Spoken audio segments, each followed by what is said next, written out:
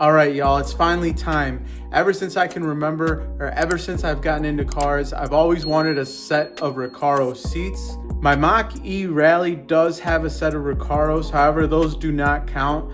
I'm talking about a true set of Recaro bucket seats. I finally went ahead and bought a set all the way from Germany. So there's a seller in Germany that is able to source Recaro seats for a really good price. So I was able to pull the trigger and have those shipped from Germany all the way to Wisconsin. As you guys know, Recaro was almost bankrupt and a company in Italy was able to save them. So when the seats arrived, the box actually did say made in Italy. However, I'm not sure how this seller in Germany is able to source them. It did take about 3 weeks for these seats to be made and then a week for them to get shipped over to Wisconsin, which really isn't that bad. I've heard of a lot of other people waiting a lot longer. And these are the Recaro pole position ABE seats. And the ABE versions are a little wider in the hips. And the reason that is because they are made for more of a daily car, and they also allow you to use the OEM Seatbelt. So I'll show you guys how to install that. And this is going to be one of the biggest interior upgrades in this car. I haven't really done much interior wise, just little things here and there. The seats are going to be a game changer in the Z4, especially looking from the outside in, and then obviously the comfortability and the positioning that these seats will offer. Enough talking, I'll go ahead and show you guys the seats. And there we go. You can see the Recaro pole positions right there. So ABE, like I was saying, is a little wider in the hips. If you have a bigger waist size, these will fit up to, I believe, like a 36. Don't quote me. I'm in like a 33, 34. And then also what we're going to do is we're going to feed the seatbelt receptacle through here. And then the seatbelt loop is going to go through here and then out and then mount on the seat rails. So I'll show you guys what company I went with for the floor mount adapters and basically the race seat installation kit. We're going to start off by doing the passenger side first. But before that, I'm going to just give you guys a little montage of these seats quick.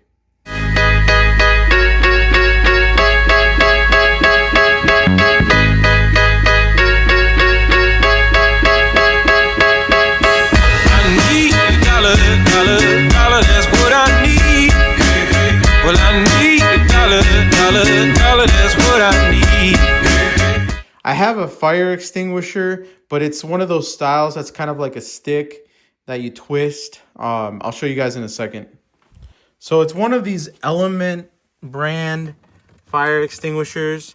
I should be able to reuse it. So it'll just go underneath the bracket that I'll end up installing from VAC Motorsports, and then obviously the seat rails and sliders.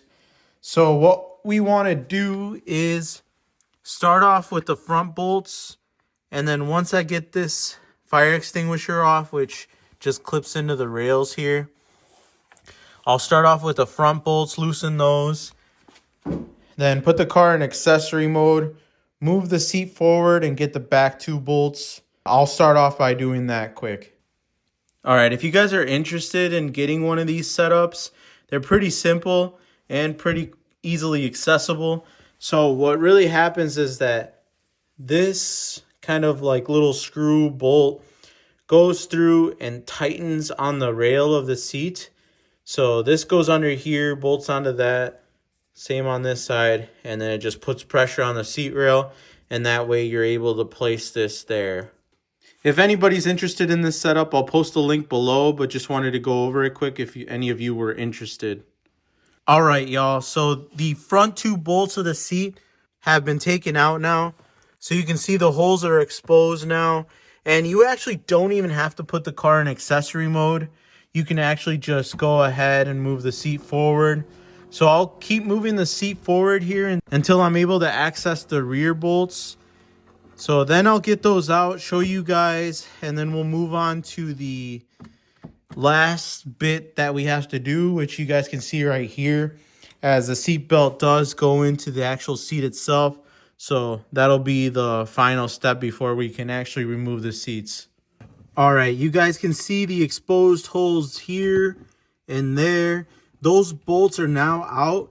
And a quick tip for you guys, you might want a short wobble extension, which will make it easier to get the bit on that bolt, so that way you can get it out, because it's kind of an awkward angle. Now we're moving on to the seat belt, so we're going to remove this plastic cover so that we can remove the seat belt from the seat. Alrighty, here's the bolt. You can see it there. So again, maybe a short wobble extension to make it easier. But once you get that out, you're able to remove the seat belt. Also, be careful removing the plastic cover. You don't want to break it in case you're selling the seats or need to reuse them, just to not make that area look ugly. So I'll go ahead and do that and then finally pull the entire seat out. There's also a trick to get the seat out. As you can see, it's a very tight space.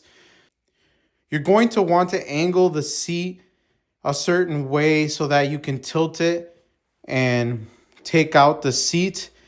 So last time I had to remove the seat, the only reason that I had to really remove it was because I spilled coffee on the carpet. Oh no! I needed to scrub down the carpet to get the smell out because the coffee had milk in it. So you can already imagine how that smell was after a while of that coffee sitting there. So I was able to get the stain and smell out, but that's the reason I had to take out the seat last time. So anyways, I believe last time I tilted it all the way forward and then kind of tilted the seat back and then took it out. So let's go ahead and do that again. I'll show you guys once we got the seat out. The seat is now out. No signs of coffee stains. You can see the connector there. That's the only connector that connects to the seat. So once you undo that connector, it's pretty simple. The seat comes right out. I just went ahead and vacuumed it again just to clean it up a little bit. Now I'll show you guys the issue that I'm running into, which I kind of figured I might run into. There's a way to go about it, but I'm not sure if I even want to go that route. I might just go ahead and do like a 4-point harness or something like that. But I'll show you guys what I'm talking about so you can see here in a second. All right, so here's the thing, you guys. I am not quite sure if I'm going to be able to reuse this belt buckle. However, I did look at some videos from other people doing some sort of aftermarket seat retro mod and taking off this belt buckle along with the pressure system and the connector and swap it over to an aftermarket rail. That way they can use their OEM seatbelt. We're going to give that a shot, but I don't guarantee if that's going to work for us. However, we're just going to try. So for now, I'm going to go ahead, remove this bolt, and then follow the wires and try to unclip it from the connector. So that way I can remove the entire seatbelt buckle device with the pressure system. So just this bolt right here. I now have the seat tilted forward just to get to that connector. As you can see, we unbolted the buckle. And then when you get to back here, you follow the cable and you're going to have to release both connectors just to kind of get them both out and out of the way. But then you can route the wire out of here and remove the whole assembly. But here you can see where it was clipped onto the bracket. So another area that it was clipped in was right here. This was right there. Just kind of like a push pin system. So I'll go ahead and release these connectors from this harness. And here's the entire assembly here. So make sure you don't lose the bolt just in case you need to reuse it. So we got the buckle and the connector, which we will connect back into the original harness. It'll just look a little funky, but we would be able to use the OEM seat buckle. And again, this is all hypothetical, not 100% quite yet until we get the new rails from VAC Motorsports. All right, y'all, I'm going to break down what I have here. Basically, this was all purchased through VAC Motorsports, and a lot of the things can be purchased separately. However, you do save a little money if you end up bundling some of it. So we'll start out with the floor-mounted adapters here. So you need the floor-mount adapters, and You also need to purchase these seatbelt adapters. You can see that I already mounted one of the seatbelt receptacle adapters. I used this first hole right here. We're going to see if all this works out in the end. I'm just kind of eyeballing everything right now from the space that I have available in the Z4, just trying to line up everything and hopefully get it right on the first try. So I did the same over here. First hole, there's the seatbelt adapter there as well. And I already bolted up the seatbelt receptacle on this side because we're doing the passenger side, as you guys saw earlier. So this is already bolted up, and I use the OEM bolt. However, you need to source a nut to put on the other side to tighten that. And you can see it's going to be really compact here with how much space you have for the bolt that will go into the mounting area of the car. Other than that, you have different ways you can go about this. So what I recommend doing is getting the floor mount adapters with the seat installation kit. So they call it the race seat installation kit. So you'll get these side mounts for the Recaro pole positions or whatever seat you're using. And you'll also get the floor mount adapters. And that together is $400. So then what's optional is you can get the sliders added on for an additional $100. So it's all up to you if you want that functionality of sliding the seat forward and back. So you could opt out for the sliders and just keep it at $400. The other thing that you will need, especially if you're going to keep the OEM seatbelt and receptacle, are the seatbelt adapters that I mentioned before, and that'll be another $60 or so. So you could either go $460 or $560, and that'll be everything together. Now, another thing that I will say is if you're going for some cheaper seats like Corbu, or whatever that brand is, Brom, any of those lower end seats, I think you would be okay with going with some Planted Technology seat brackets. They make some seat brackets. They're a lot cheaper. However, because I have some high-end seats that I ended up going for, like the Recaro pole positions, I'm not going to go and cheap out on anything else. So I know my sliders are going to be really high quality. These floor mount adapters are going to be really high quality. As long as the seat side mounts, which I'll show you guys when those get installed. Everything is the same brand, so the adjustability is going to be at a maximum level of me being able to kind of move the seat around and make it fit perfectly in my car, which really makes this kit worth it. Because I haven't really seen any other people putting aftermarket seats in the Z4, I'm probably going to be one of the few. So this is going to help out a lot, especially moving the seat around and making sure everything lines up perfectly. And I'm still center with the steering wheel and able to make minor adjustments to make it work perfectly for me. From what I've seen is you want to do this outside of the car. So I already started off by adding the seatbelt receptacle adapters, which we just talked about, along with the seatbelt receptacle on this side. So once you get that done, you're ready to put on the sliders. So we can mount the slider to the floor mount adapters. And I'm going to go with the second hole. Actually, I'm sorry. And I'm going to go with the third hole here in the middle. Same with this side, third hole here in the middle. So I'm going to start on the back end and get that bolted in, and then slide these back and get the front side bolted in wherever it lines up on the floor mount adapter. And once I'm done with that, we're able to install the handle for the sliders. And once that's all put together, then I'm able to mount the seat side mount adapters on top of the rails, which will be a little weird. So I'm going to wait on that and show you guys what I run into, because I just don't know how everything's going to line up and if I'm going to put the bolt from the bottom or from the top. I'm thinking from the top and then putting the nut on the bottom. We'll find out when we get to that point.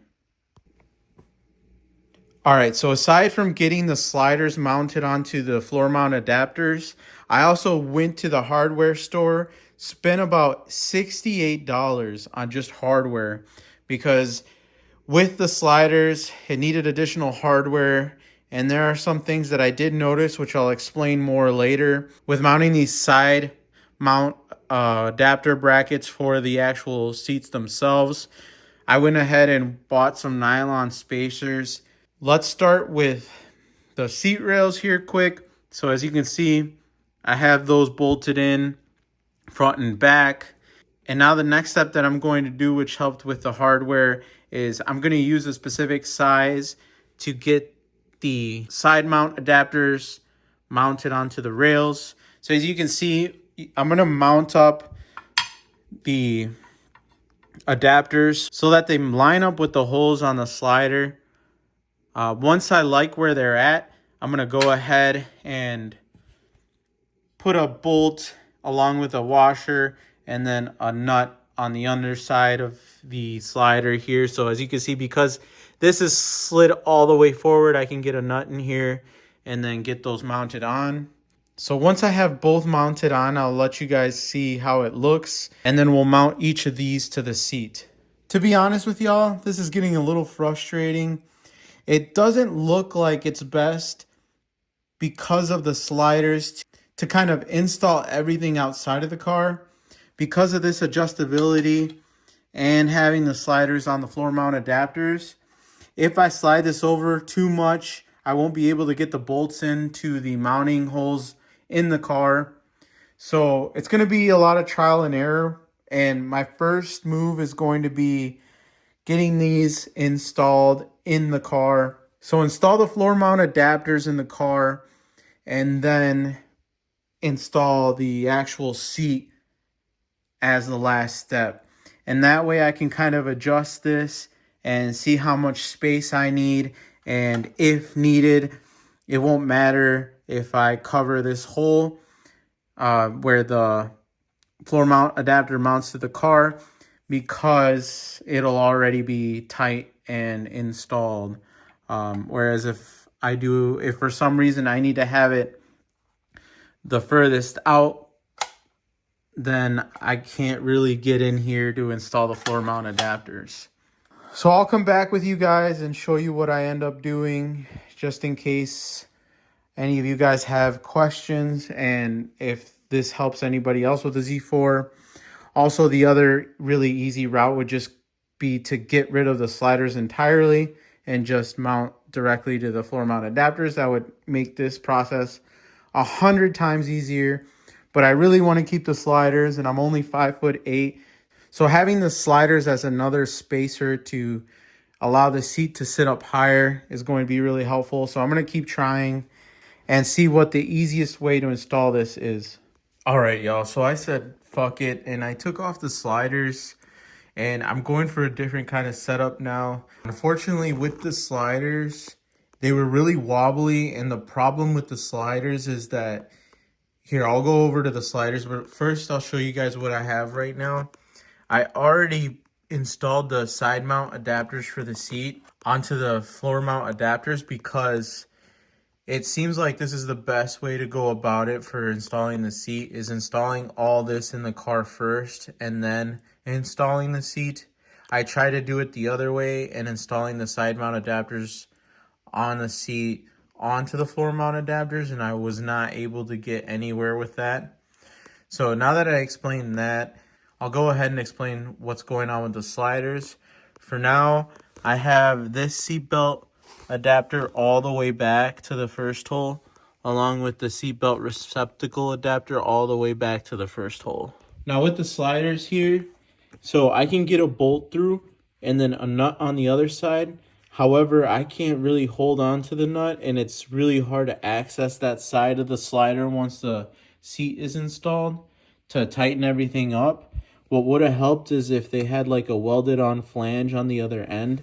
That way you only had to worry about the bolt and not the back end. So that's why the sliders aren't working. Maybe it's just me and there's some other way to go about it, but I've tried numerous ways to get this installed and it's not helping. And I don't want the bolts loose. I want them tightened down properly, so I don't want to go this route. And that does it, guys. The Recaro pole position seat is installed. I adjusted this seat at kind of like a sweet spot in the middle for tall or short people, just kind of in between. Doesn't really matter, obviously, for the passenger side. So this one gave me a lot of knowledge on how to do the driver's seat and really set up the real install. And as you can see, the seatbelt receptacle is poking through that hole there. So it's ready to be used as we mounted it on the floor mount adapter. Now, the other thing is the seatbelt itself. It's really odd with this mounting bracket that it has. However, I'm going to go ahead and cut this off along with this left side off and only leave the middle part because a bolt can fit through here in the middle. I'm going to go ahead and then use the last seatbelt adapter there. You can see there's enough space if this camera will focus. There we go. There's enough space there that I can still do that. And once I get that cut off, I can go ahead, feed that through the hole. So it'll go through this hole in the inside and then mount to the adapter. That way the seatbelt stays inside the seat and actually hugs you, and you use the seatbelt like it was meant to be used. So you can see this passenger side is done. And because I had that finished, I went ahead and also did the driver's side. So I'll show you guys that as well.